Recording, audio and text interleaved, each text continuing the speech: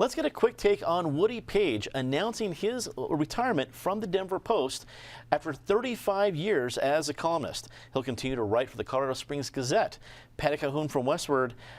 This is a major personality to leave Colorado's major daily newspaper. What'd you think? Well, and to clarify, he did not announce his retirement. The Post announced he was retiring. Woody does not believe he's retiring. In fact, what he's done is he got himself a better deal than he would have wound up with at the Denver Post by going to the Gazette.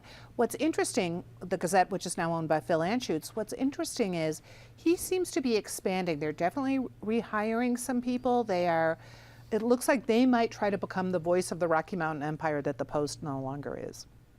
David Kopel from the Independence Institute and DU Law School. What do you think? The Post loss is the Gazette's gain? Absolutely, and the Westward did a really good job of covering that. The Post, even though it's profitable, is apparently not profitable enough to its Scrooge-ish owners, and so they continue to just chop away and leave only a shadow of a paper left. And I think the Gazette really does have a great opportunity to move into that self-created vacuum. Eric Sonderman, political analyst. Am I blowing it out of proportion by saying it's a pretty big deal to see one more major legend leave the Post, or is this just another day in today's media? Yes and yes. It's another day in today's media, but it is also a big deal. But it's not the first big deal. We've seen a number of big deals preceding this. When I think of people who've not just been journalists, but really turned themselves into community-wide personalities, Woody Paige is certainly high on that list, along with Penny Parker, along with Mike Litwin. I'm sure Patty and others could add a few that I'm leaving out. So it is notable. Woody's an interesting guy. He hasn't always been, I don't know him personally, but from what I hear, not everyone's cup of tea. But he's always had a voice. He's always kept sports lively and made it interesting. And the Post loss is the Gazette's gain here. Penn Tate rounds out the panel, attorney with QTAC Rock, also a longtime state lawmaker.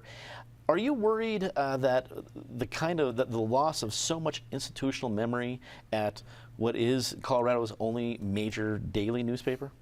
Absolutely.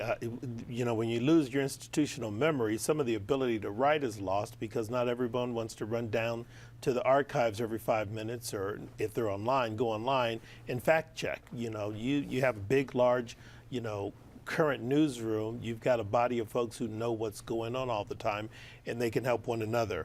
This is a good move for Woody Paige, and congratulations to him. And I think it's really interesting to note that the Post announced his retirement from the Post, but Woody's not retiring.